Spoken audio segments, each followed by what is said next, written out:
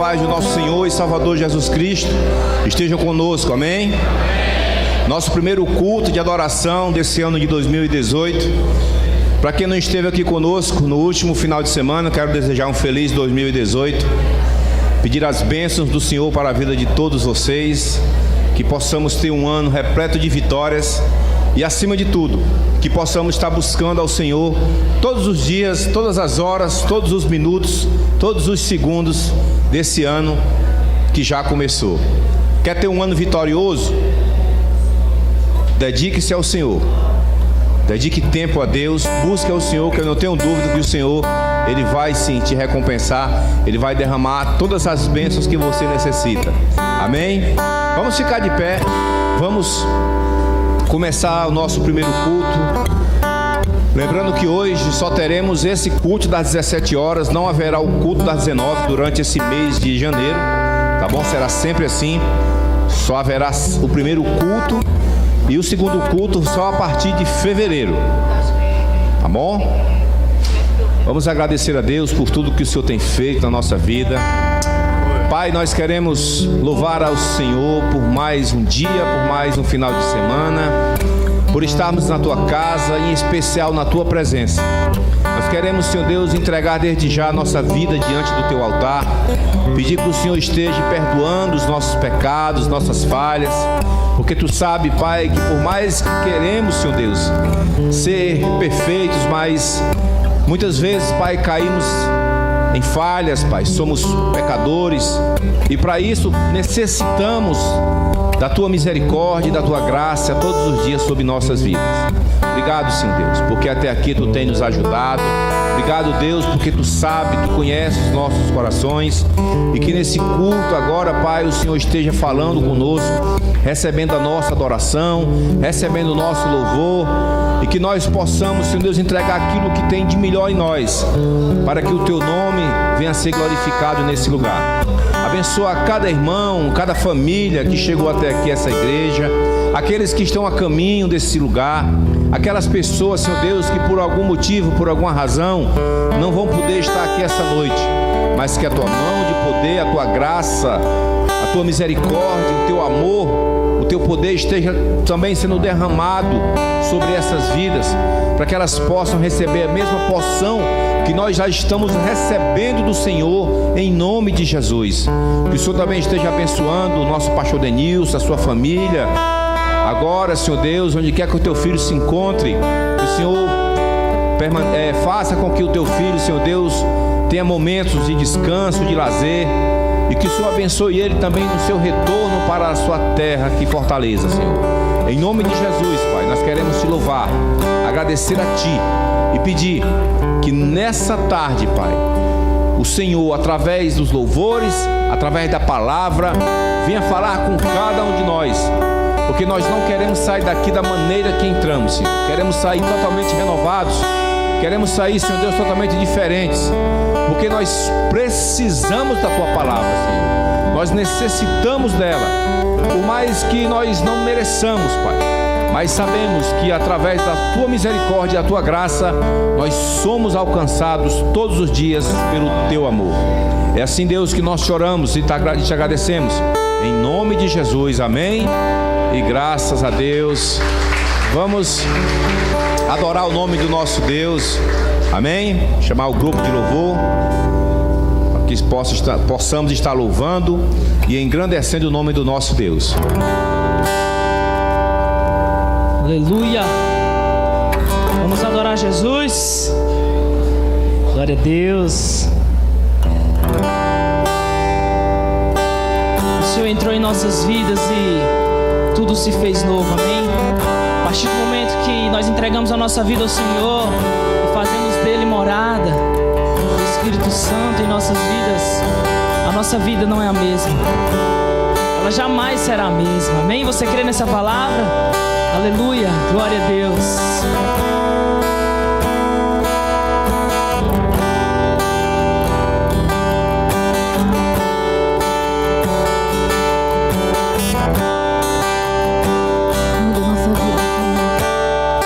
Senhor, eu nunca mais serei o mesmo, pois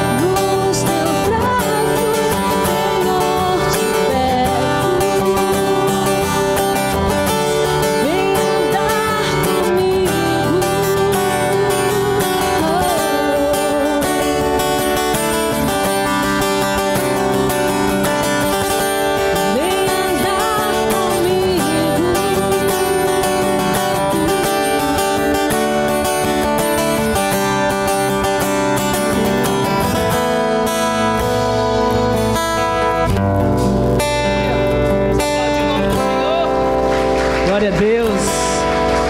Ele é digno do nosso louvor e da nossa adoração, do nosso aplauso. Por isso nós nos rendemos a Ele. Aleluia. Aleluia. Não quero ir por atalhos. Quero seguir o caminho que Tu preparastes pra mim, Senhor. Queremos te agradar, Senhor.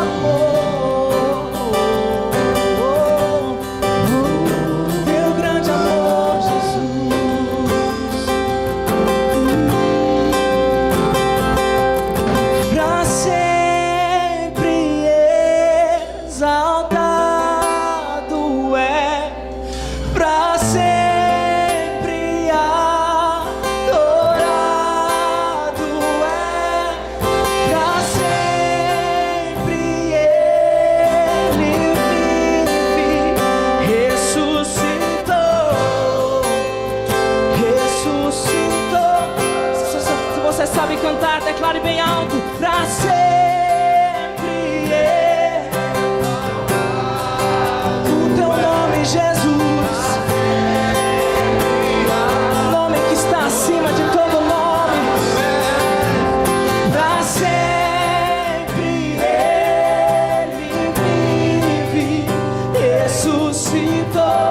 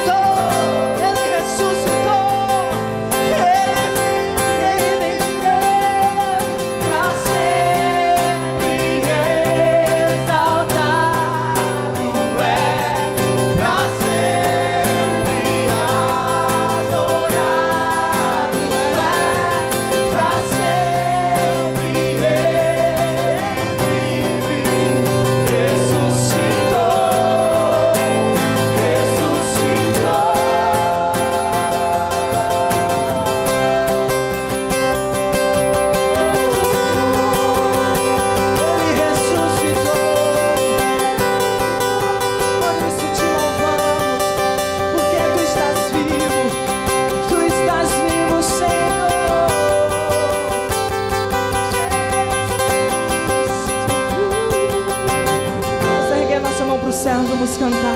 Aleluia. Paz a todos. Em nome da Casa de Recuperação Shema, eu queria falar algumas palavrinhas antes da gente começar o hino, amém? Jesus, no capítulo 24 de Lucas, ele aparece aos seus discípulos, e os discípulos ficam atemorizados, porque eles acham que é um fantasma. E Jesus ele responde: fantasma não tem carne nem osso, nem cicatrizes. Vede e tocai as minhas cicatrizes. E eu queria deixar essa mensagem para a igreja. Cicatriz é sinal de uma ferida vencida.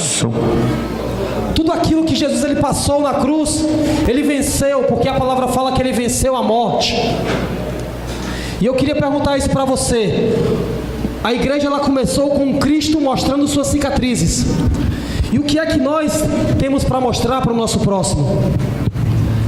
Muitas das vezes eu me preocupo com aquilo que está doendo no meu coração, mas eu aprendi algo, que quando está doendo algo na minha vida, eu tenho que colocar a minha dor no bolso e cuidar do meu próximo, que é o mandamento que Jesus nos deixou: amar o próximo como a nós mesmos, amém, irmãos? E esse louvor ele fala disso, que o Senhor ele veio buscar aquele que havia se perdido, que ele veio buscar aquele que estava desgarrado, assim como aquela ovelha, como aquela moeda e como aquele filho que tomou a decisão e retornou à casa do Pai. Amém, irmãos? Vamos louvar e engrandecer ao Senhor com tudo que temos e tudo que somos, porque só Ele é digno de receber nossa honra, nossa glória e nossa adoração.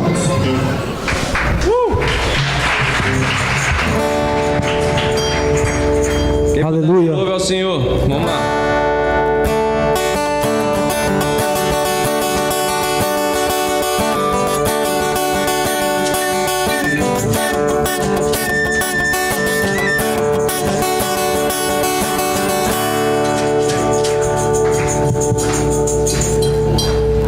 Bem distante eu te vi, parado à beira do caminho, cabisbaixo e sem direção, se sentindo tão sozinho, coração batendo angustiado em seu peito. Você vive maus momentos, é todo dia a mesma coisa e você se cansou de tanto sofrimento.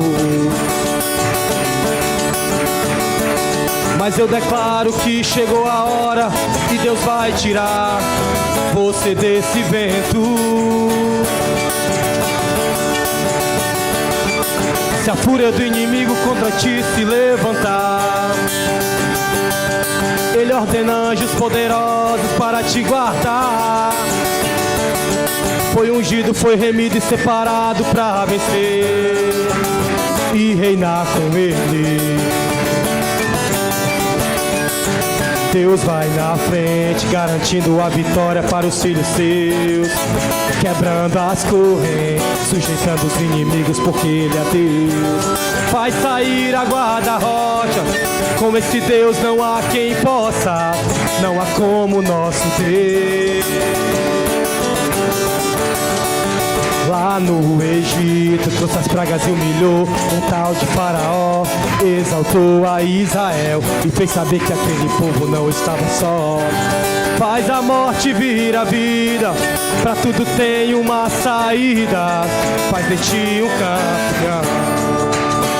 Elohim, El Shaddai, Adonai, adore o nome dele.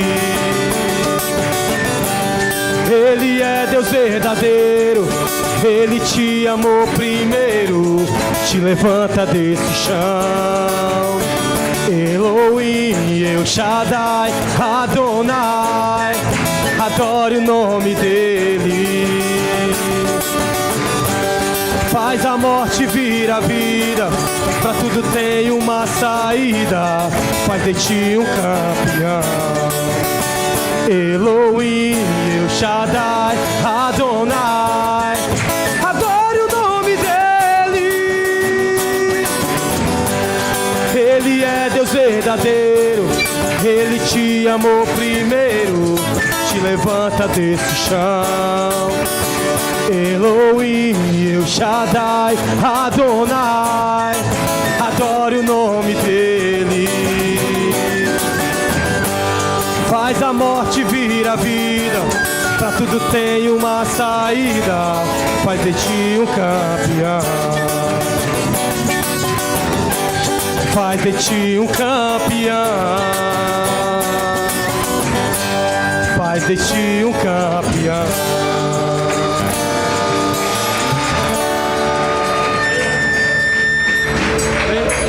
Vamos sentar, meus queridos. A graça e a paz do Senhor sejam com todos nessa noite. Eu queria já, sem perda de tempo, convidar você a abrir sua Bíblia no Evangelho de Marcos, capítulo de número 4. Marcos, capítulo de número 4. Nós vamos ler a partir do versículo 35.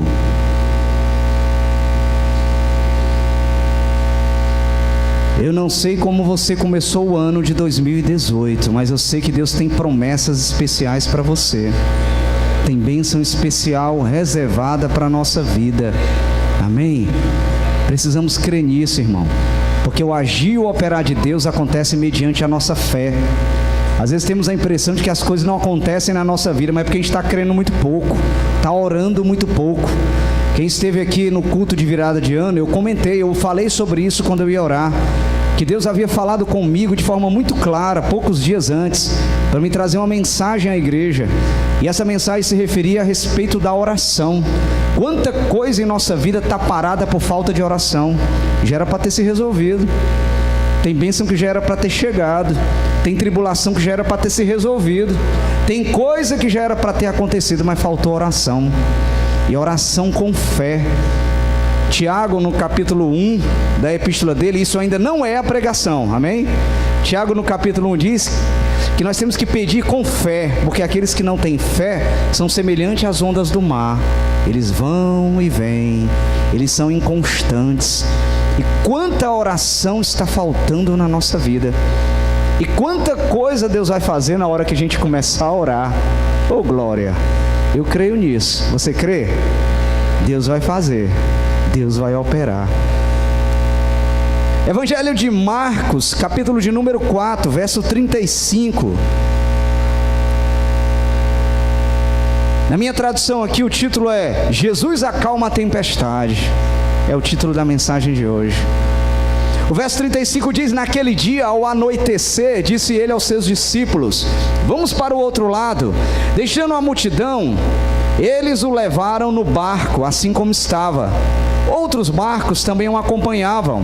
E levantou-se um forte vendaval, e as ondas se lançavam sobre o barco, de forma que este ia se enchendo de água. Estava quase afundando. Jesus estava na popa, dormindo com a cabeça sobre um travesseiro. Os discípulos o acordaram e clamaram: mestre, não te importa que morramos? Ele se levantou, repreendeu o vento e disse ao mar: aquieta-te, acalma-se. O vento se aquietou e fez-se completa bonança. Então perguntou aos seus discípulos: por que vocês estão com tanto medo? Ainda não têm fé? Eles estavam apavorados e perguntavam uns aos outros: quem é este que até o vento e o mar lhe obedecem? Amém? Talvez a minha tradução ela esteja um pouquinho diferente da sua. Essa aqui é a tradução NVI, é uma tradução que ela é um pouco mais clara do que aquela mais tradicional que é a João Ferreira de Almeida. Convido você a comprar uma Bíblia com essa tradução, porque ela vai ajudar. Tem as duas, tem mais de uma tradução que sempre ajuda na hora de estudar. Quem é esse que até o mar e o vento lhe obedecem? É a pergunta que fizeram. E hoje eu gostaria de falar sobre isso com você, irmão. Sobre tempestades, sobre vendavais, sobre situações da vida que nos pegam de surpresa, que nos sacodem, que mexem com a nossa vida, que nos pegam às vezes desprevenidos, mas que causam um impacto tão grande que às vezes parece que vão nos desestruturar, que às vezes parece que vão nos tirar do ar, que às vezes parece que vão nos deixar numa situação tão complicada que parece que não vamos sobreviver. Esse é o momento que isso acontece. Meus queridos, tempestades, e precisamos aprender sobre elas. Não a tempestade, vento e temporal, mas as tempestades da vida. Nós precisamos aprender algumas coisas sobre elas. A primeira delas é que as tempestades, elas são inevitáveis. Se você nunca passou por uma tempestade na sua vida, se prepare, porque ela vai vir. Mas pastor, você está profetizando tribulação na minha vida? Muito pelo contrário, eu estou profetizando tratamento de Deus na sua vida, amém? Se você já entendeu, você entendeu a mensagem inteira. As tempestades são inevitáveis. Elas acontecem na nossa vida, que a gente queira ou que não, que a gente se prepare para elas ou não, que a gente seja previdente, cuidadoso, zeloso, mas ainda assim elas vão alcançar a nossa vida. Paulo, escrevendo aos Efésios, ele fala com muita propriedade, quando fala das armaduras de Deus, ele diz: revesti-vos de toda a armadura de Deus, para que possais resistir no dia mau. Ele não disse em momento nenhum que o dia mau é uma opção, que pode ser que ele aconteça. Ele diz: o dia mau existe, ele vai aparecer, ele acontece na nossa vida, e quando ele chegar, revesti-vos de toda a armadura de Deus, para que você possa resistir, para que você suporte, para que você vença a prova que você vai passar, para que a tribulação, ao término dela, seja um grande crescimento e uma grande aprendizagem, para que ela não venha destruir a sua fé, não venha trazer desânimo ao seu coração, não venha aniquilar você como servo de Deus, muito pelo contrário, venha fazer de você um verdadeiro vaso nas mãos do oleiro, um instrumento afinado, cheio do revestimento do poder de Deus, cheio da unção do alto, que é isso que a tempestade faz. Mas elas são inevitáveis, irmãos, elas são inevitáveis. Não sabemos quantas grandes tempestades nós vamos passar na nossa vida.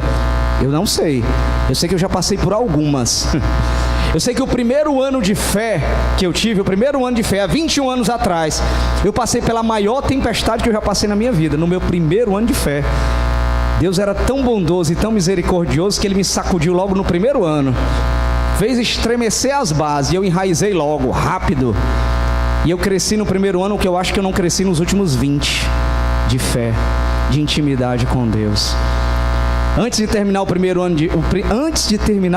ano, eu já dava aula na escola dominical, era vice-presidente de jovens da minha igreja, estava pregando, dirigindo culto, pregando até em outras igrejas, fazendo a obra de Deus, começando a planejar, iniciar direção de vigília, com menos de um ano de fé. Isso tudo foi possível através da tribulação, da tempestade. Elas são inevitáveis, mas precisamos aprender o que é que elas significam. Em segundo lugar, as tempestades, elas são imprevisíveis. A gente até pensa e tenta se planejar para não nos alcançar. A gente pode dizer o seguinte: eu vou fazer uma poupança, eu vou fazer uma previdência privada, eu vou tentar organizar, vou tentar comprar alguns imóveis para tentar me planejar para que, se uma crise financeira vier, e pode ser que ela venha de um jeito que ela consuma tudo que você guardou num dia só. Sabia? Tudo num dia só. Você pode dizer: eu vou cuidar da minha saúde, eu vou fazer atividade física, eu vou cuidar da minha alimentação, eu vou ter uma vida ativa, e ainda assim você é acometido de uma enfermidade que não tinha nada a ver com essa dieta, com esses exercícios que você está fazendo, lhe coloca no leito de uma cama, e ainda chega o médico e diz que você tem pouco tempo de vida. Pode acontecer. Às vezes não tem nada a ver com aquilo que você tentou prevenir, mas ainda assim ela pode chegar na nossa vida e nos desestruturar, de uma maneira tal que a gente fica: meu Deus, o que é que isso que está acontecendo comigo? Mas eu vou explicar, antes que você comece a ter medo, eu vou explicar. Terceiro lugar, as tempestades, elas são administráveis, inadministráveis. Nós não conseguimos administrar ela, porque senão ela não é tempestade, ela é só ventania.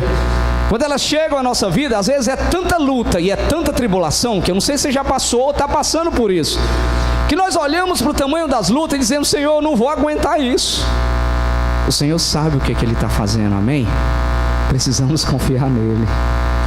Nós olhamos o tamanho das dificuldades, das lutas, irmãos, e parece que a gente não vai conseguir sobreviver, parece que as nossas forças não vão dar conta. E a gente fica tentando ajudar, tentando organizar a nossa vida. A gente pede ajuda para um, a gente pede ajuda para outro, a gente tenta se organizar, tenta encontrar um outro emprego, tenta buscar aquele médico, um advogado, alguém que possa me ajudar. E aí você vai vendo que não é na terra que nós vamos encontrar socorro, não é entre os homens. Nós podemos até tentar buscar ajuda, mas é quando nós vamos aos pés do Senhor, em clamor, que Deus começa a operar, que Ele começa a mudar o quadro na nossa vida. E em quarto lugar, as tempestades da vida, elas são pedagógicas. Elas nunca acontecem por acaso. Elas sempre têm alguma coisa para Deus nos ensinar. Sempre tem alguma coisa que Deus precisa trabalhar em nossa vida. Porque se nós estamos em Cristo, a nossa vida está aos cuidados do Senhor. E eu lembro de Paulo escrevendo aos Romanos no capítulo 8, que ele diz: todas as coisas cooperam para o bem daqueles que amam a Deus e que são chamados segundo o seu propósito. E se são todas as coisas, irmão, é a luta também, é a tribulação também, é a prova da nossa fé também, é aquilo que a gente não gosta, mas que vem de Deus para nos ensinar algo precioso, tremendo, profundo, algo que a gente não aprenderia sem dor, sem luta, sem dificuldade, mas está milimetricamente calculada por Deus. Deus não perdeu o controle dessa tempestade, Ele nunca perde. E aí nós vemos um momento que uma tempestade tão grande, Jesus junta os discípulos, ele sai de Cafarnaum, ele vai atravessar o mar da Galileia, conhecido também como o mar de Genezaré. A distância de comprimento do mar é cerca de 20 quilômetros e a largura em torno de 14 quilômetros. É um mar de água doce, abaixo do nível do mar, mas cercado de montanhas. E é comum o frio que vem lá de cima da montanha se chocar com o calor das águas, que são quentes, e isso gerar uma tempestade muito grande. As tempestades no mar da Galileia são conhecidas, são famosas. E naquele momento ele junta os discípulos, entra no barco e vamos atravessar o mar.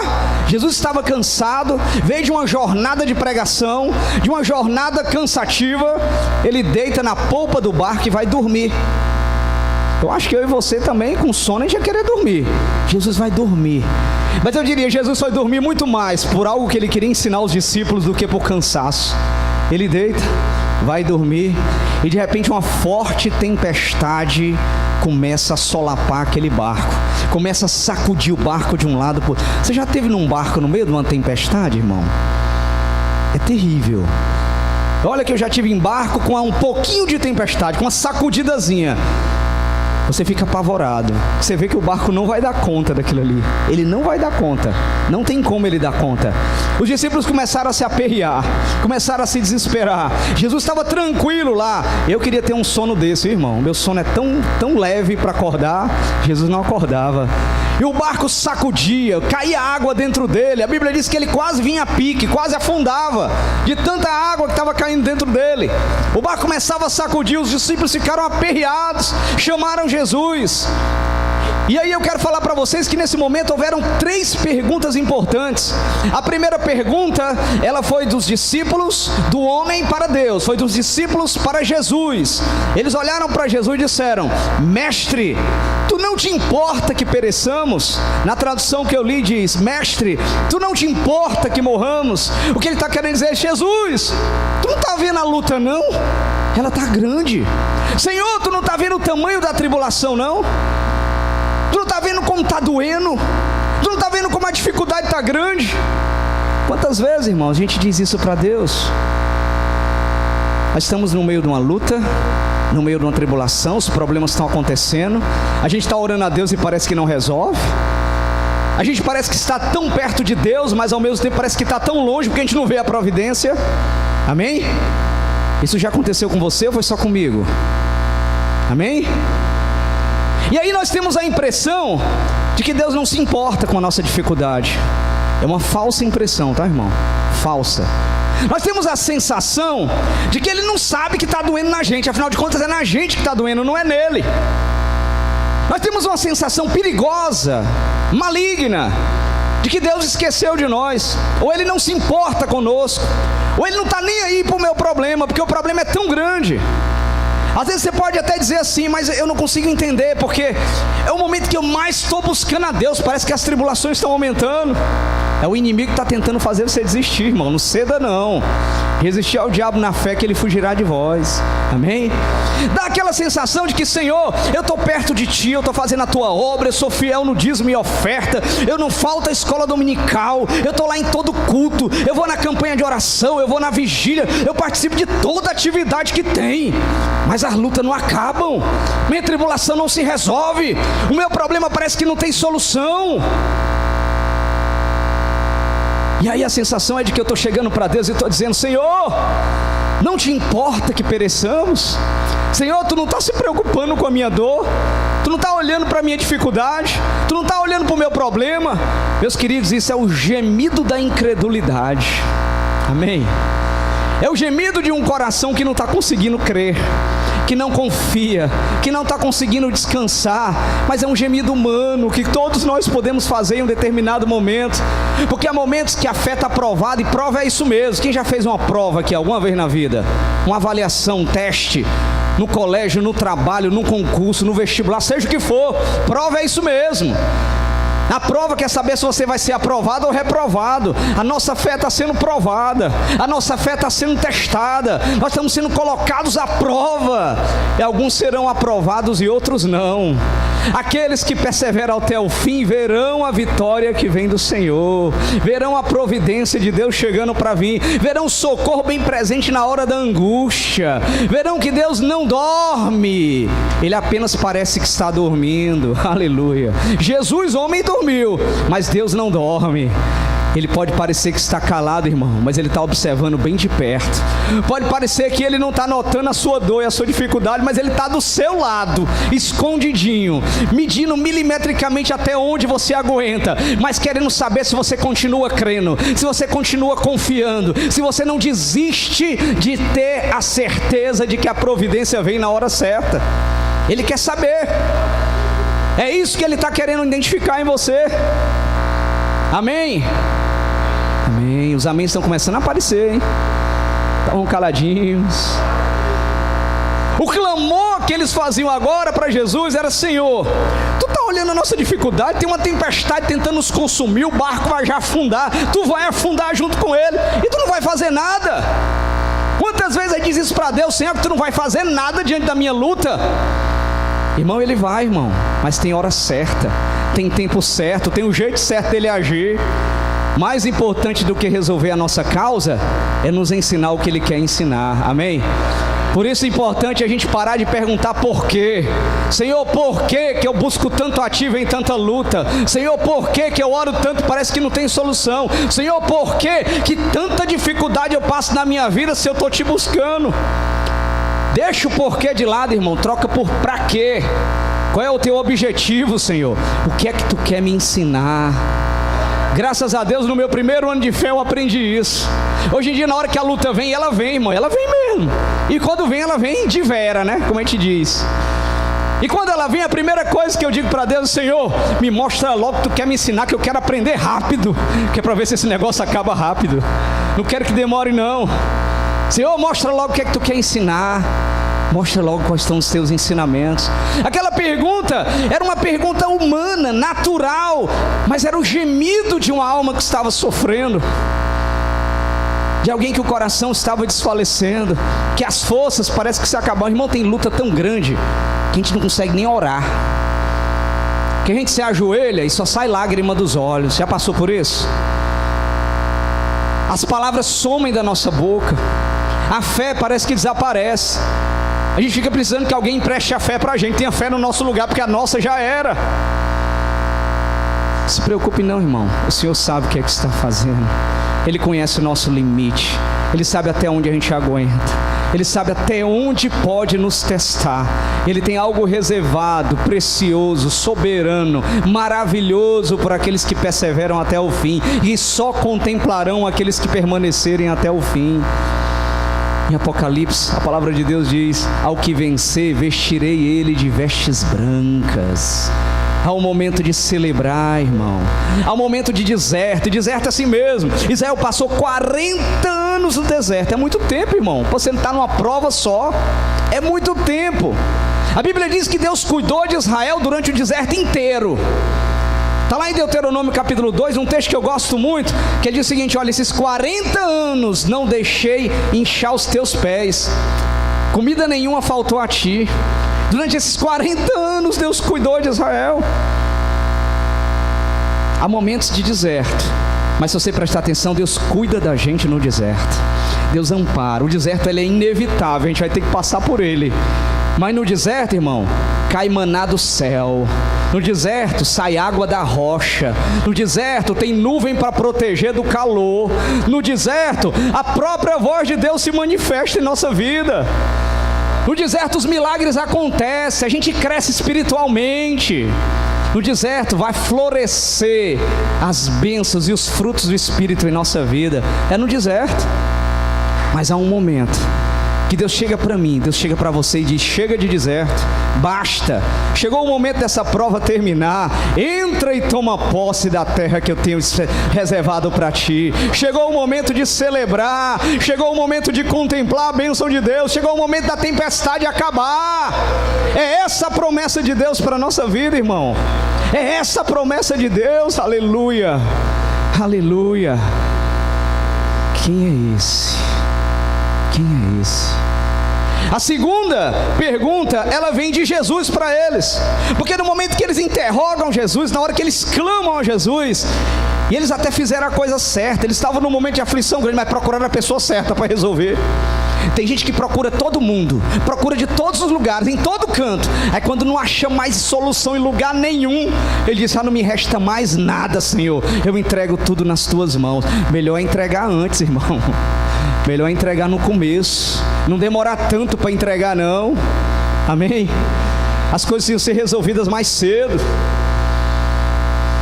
Naquele momento eles buscaram o Senhor. Mestre, tu não te importa. Mas eles estavam buscando Jesus. Jesus levanta, e aí eu gosto muito dessa parte, porque ele fala com simplicidade. Ele manda o mar se acalmar, manda o vento. E olha, ele não gritou, não. A Bíblia diz que ele falou: mar, te aquieta.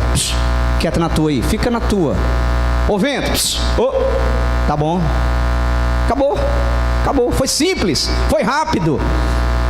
Ele deu ordem, tudo se acalmou. Mas ele volta para os apóstolos e faz pergunta para eles também. Ele diz: por que vocês estão com tanto medo? Por que vocês ainda não têm fé?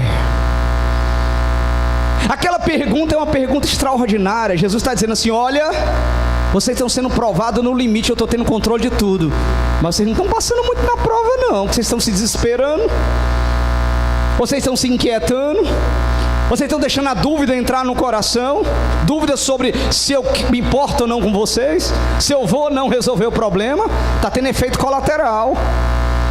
Não é esse o meu plano, não. Por que vocês estão com tanto medo? Medo, irmão, que também nós chamamos de ansiedade. Ansiedade é um tipo de medo. É medo do que vai acontecer. Ele está voltado para algo que está prestes a acontecer. Eles estavam no meio de uma tempestade, mas o medo deles era morrer. O medo deles era o naufrágio. O medo deles era se afogar. O medo deles está sempre voltado para uma coisa futura.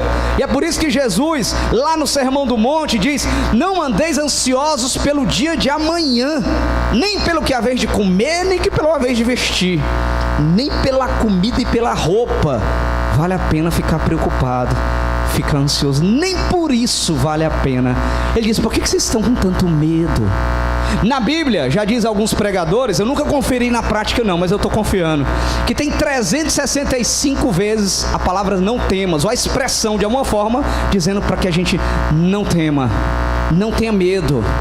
Eu gosto muito do que está em Isaías 43, que diz: não temas, porque eu te remi, chamei-te pelo teu nome, tu és meu. É Deus dizendo para mim e para você: não te preocupa, não tem, porque eu fui que paguei o preço pela tua vida. Foi eu que te libertei, foi eu que te salvei, foi eu que te tirei daquela condição de trapo de imundície, foi eu que te resgatei do monturo, foi eu que tirei tu de uma situação deplorável, de um lixo humano, e coloquei dignidade na tua vida. Foi eu que me importei contigo um dia e mandei o meu filho para derramar o sangue dele pelos teus pecados. Foi eu. Ele disse: por isso que nós não podemos temer. E ele disse: por que vocês não têm fé? A Bíblia relata 2 momentos, irmãos, em que Jesus chora. Já viram lá a Bíblia dizendo que Jesus chorou? Tem 2 situações em que Jesus chora. Jesus chora quando ele está na entrada triunfal de Jerusalém. Está lá entrando de forma triunfal, mas ele olha para Jerusalém e vê a incredulidade de Jerusalém, e aí ele chora. E o outro momento é quando ele vai ressuscitar Lázaro, que vê as irmãs, os outros judeus que estavam com ele chorando, desesperados, e ele estava indo lá para ressuscitar, e eles estavam desesperados. E ele disse: eu não já disse eu que se creres verás a glória de Deus? não já falei? Eu não já disse? Basta crer. As 2 vezes que Jesus chorou, ele chorou porque não suportou a incredulidade do povo. Irmão, está faltando muita fé na vida da gente. Está faltando muita fé. Às vezes a gente diz assim, mas já orei tanto, pastor. Mas você teve fé pelo que você orou? Ou é aquela oração de gemido, que a gente ora, oh Senhor, olha a minha dificuldade. Mas você não acredita nem que Deus vai fazer alguma coisa. Você geme, mas não crê, irmão. Você vai passar anos orando e não vai acontecer nada, porque Jesus age mediante a nossa fé. Ele espera a gente crer para operar, para recompensar o nosso crer. Amém? Se creres, verás a glória de Deus. Mateus 21, 22 diz, tudo aquilo que pedires a Deus, tudo, crendo, olha só a condição de possibilidade, crendo recebereis. Mas se pedir sem crer, é mesmo que nada, é semelhante às ondas do mar, vai, vem, é inconstante, não chega a lugar nenhum. O que Jesus estava dizendo ali é, meu irmão, por que vocês estão com tanto medo? Por que vocês estão deixando o pavor tomar conta de vocês? Isso é falta de fé. Mas pastor, como é que eu adquiro fé? A Bíblia diz, a fé vem do ouvir a palavra de Deus. É meditando na palavra, é ouvindo a mensagem, é buscando Deus, irmão. Que Deus vai começar a nos dar experiência, nos dar resposta, falar no nosso coração e vai nos dar fé. Precisamos de fé, precisamos crer, precisamos confiar. Porque primeiro, a tribulação vai ficar muito mais tranquila se a gente confiar. Conta uma certa parábola a respeito, talvez você tenha ouvido ela, vale a pena ouvir de novo. Uma parábola a respeito de um determinado trem que estava descendo uma grande montanha. Esse trem, ele subia por um determinado local, essa montanha é o momento dele descer. Mas no momento que aquele trem ia descer, ele perdeu o freio. Haviam várias pessoas dentro desse trem, mas havia também um garoto ali talvez de seus 8 anos de idade. Chutando aqui, já que é parábola, eu tô preenchendo com o que eu quero. 8 anos de idade, estava lá sentadinho na janela e olhando aquela paisagem. O trem desgovernou, estava em alta velocidade, as curvas estavam curvas muito perigosas. Era na beira do penhasco que ele chegava a levantar as rodas para fazer a curva. Estava complicado. As pessoas começaram a se desesperar dentro daquele trem, começaram a ficar enlouquecidas. Nós vamos morrer, alguma coisa vai acontecer, esse trem vai cair, nós vamos morrer. Mas de certa forma, algumas pessoas olharam para aquela criança de apenas 8 anos de idade e viram a tranquilidade no olhar dela. Tranquila, serena, olhando para a paisagem, admirando. Eles devem ter pensado, esse garoto faz a menor ideia do que está acontecendo. E chegaram para ele, menino, tu não está vendo o que está acontecendo não? E ele foi que olhou sem entender nada para aquelas pessoas. Tu não está vendo que esse trem está desse jeito? Não, eu disse, tô. E tu não está com medo não? Eu disse, não, estou com medo não. Mas por que tu não está medo? Por que tu não está preocupado? Isso porque meu pai é o maquinista. Amém? Você entendeu? Se nós estamos em um determinado momento na vida que parece que a nossa vida está desgovernada, está uma bagunça, parece que as coisas não têm mais caminho e a dor está batendo na porta, lembre que o nosso pai é o maquinista. É o nosso Senhor que tem controle sobre tudo. Ele sabe a velocidade certa que precisa manter o trem. Ele sabe garantir a segurança daquele trem do começo até o fim. E se nós queremos isso, nosso coração descansa. Ele se aquieta, ele se acalma. Quando Jesus repreende eles percebem o que está acontecendo e vê o mar se acalmar, surge a terceira pergunta. A primeira foi dos homens para Deus. A segunda foi de Deus para os homens. Agora eram os homens entre eles mesmos. Eles viram a incredulidade, eles viram a dúvida deles, mas eles viram também o agir, o operar de Deus, que parece que Deus demora, irmão. Mas a Bíblia diz que o Senhor não retarda a sua promessa. Amém? Parece que Ele está demorando, mas Ele sabe exatamente o tempo certo das coisas acontecerem. Do mesmo jeito que eu contei para vocês, que algumas vezes na minha vida eu passei por lutas muito grandes e tribulação muito grande, não teve nenhuma delas que ficou sem solução, não teve nenhuma delas que não terminou com uma grande bênção, não teve nenhuma delas que não veio uma providência para resolver toda ela, e quando foi resolvida foi tão grande, tão maravilhosa, que nós olhamos, contemplamos e dizemos: Senhor, eu não mereço tudo isso. Senhor, é grande demais. A bênção é completa. É assim, irmão. É assim. Se parece que está demorando, é porque o coração está aflito. O Senhor não se atrasa. O Senhor não comete erros. Aqueles homens entenderam isso. Ele disse: quem é esse? Quem é esse? Que até o vento e o mar lhe obedecem. Quem é esse? Capaz de solucionar o nosso problema quando não tem solução. Aliás, é o departamento dele. Quem é esse? Que traz milagre onde tudo parece impossível. Quem é esse? Que quando nós cremos, quando nós entregamos e quando nós confiamos, a providência vem do alto e vem de forma extraordinária, vem de forma surpreendente. E as pessoas vão olhar para a sua vida, e eu vou lembrar daquela canção: vão dizer que você nasceu para vencer e que sabia que você tinha mesmo cara de vencedor. Conhece? É isso mesmo. Elas ficaram maravilhadas vendo o tamanho das bênçãos de Deus sobre a nossa vida. Aleluia, aleluia. As tempestades vêm, mas o Senhor é o Deus da tempestade. É Ele que manda, irmão, nesse circuito todo. É Ele que administra toda essa bagunça que às vezes está por aí. Não é Ele que fez a bagunça não, mas Ele que administra ela. É Ele que tem a data certa para ela começar, mas também para terminar. É Ele que nos sustenta, que nos acode, que enxuga as nossas lágrimas, que nos ampara do começo ao fim. Mas no final tem solução para a nossa vida. No final tem resposta para nós. Vamos ficar de pé? Eu queria estar fazendo uma oração por você. E logo após essa oração nós vamos para a ceia do Senhor. Eu quero convidar aqui na frente qualquer um que esteja passando por uma luta grande, por uma tribulação, e esteja precisando que hoje o Senhor renove a sua fé, restaure o seu ânimo, fortaleça o seu coração. Não podemos ter vergonha de nenhuma disso, irmão, porque todos nós vamos passar. Luta é uma coisa que não dá para escapar, é inevitável, mas o Senhor nos acompanha. Se você quer receber essa oração, vem aqui na frente. É momento de restauração. É momento de Deus fortalecer a nossa fé. É momento de Deus cuidar de nós. Feche seus olhos. Se você ainda não veio, mas ainda quer vir, está naquele passo: vou, não vou, vou, não vou. Venha pela dúvida, irmão. Mas deixe ela lá atrás, venha sem ela. Amém? Venha receber a oração do Senhor. Ó Deus,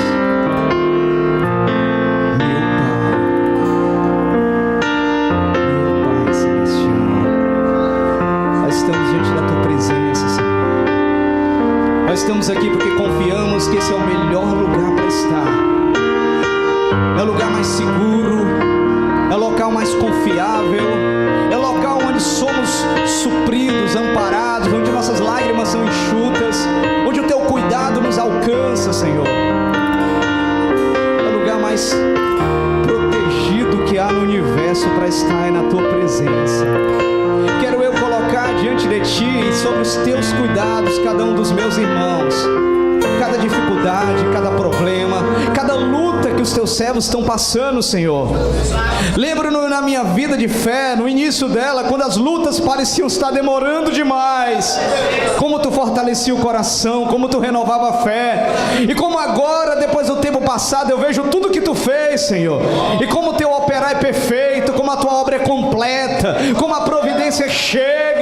Ela não talvez vá chegar, não, ela chega, e quando ela chega, ela é perfeita. Quero eu apresentar a vida dos meus irmãos nas Tuas mãos, Senhor. Fortalece a fé deles, reanima o seu coração, traz conforto, enxuga cada lágrima, Senhor. Tu és aquele que tem poder para renovar o ânimo, para fortalecer a fé, para fazê-los fortes e corajosos na batalha, para fazer com que eles possam resistir, Senhor, porque a resistência vem de Ti, o ânimo vem de Ti. Só em Ti, Senhor, há poder no nome de Jesus, no nome que é sobre todo nome, sobre todo principado, sobre toda potestade, sobre todo poder estabelecido nesse mundo. Há poder no nome de Jesus, e é no nome de Jesus que eu quero Te pedir, Senhor, vem com providência, vem com Teu socorro. socorro. Vem, Senhor, com teu milagre, se necessário for, mas muda a história dos teus filhos, Senhor. Opera grandes e poderosas maravilhas, Senhor, na vida deles. Vem com a tua providência. Eu creio que a providência vinda do céu. Eu creio que o que tu tem reservado para nós, Senhor, o diabo não tem poder para tomar. Ele não pode atrapalhar nem colocar o bedelho nele lá, mas tu tem poder, Senhor, para transformar, para agir, para completar a tua obra. Completa a tua obra, Senhor, na vida dos teus servos, e dá a eles a porção de fé que precisam, Senhor, para que a obra seja completa, no poder do nome de Jesus, no poder e autoridade do nome de Jesus, em nome de Jesus.